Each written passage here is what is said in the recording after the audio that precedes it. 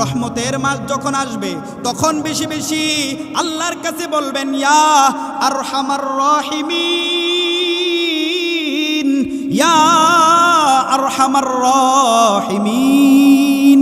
এইভাবে বেশি বেশি আল্লাহর কাছে দোয়া করবেন।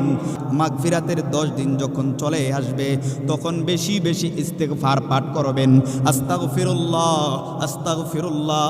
যে যে ইস্তেগফার পারেন বেশি বেশি মাগফিরাতের মাসে বেশি বেশি ইস্তেগফার পাঠ করবেন। আর নাজাতের মাস যখন আসবে বেশি বেশি আল্লাহর কাছে দোয়া করবেন। আল্লাহর কাছে জাহান্নামের আগুন থেকে বাঁচার জন্য দোয়া করবেন। আল্লাহুম্মা আজিরনি মিনান নার, আল্লাহুম্মা আজিরনি মিনান নার, আল্লাহুম্মা ইন্নী আসআলুকা মিনাল জান্নাতি ওয়া নাউযু বিকা মিনান নার।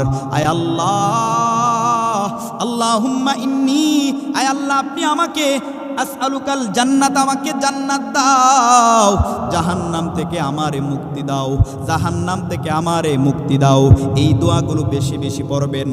আর গোটা মাসে একটা দোয়া আছে, এই দোয়াটা বেশি বেশি পড়বেন।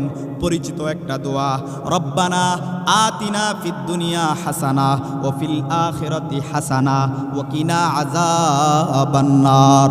ও দয়ার মালিক,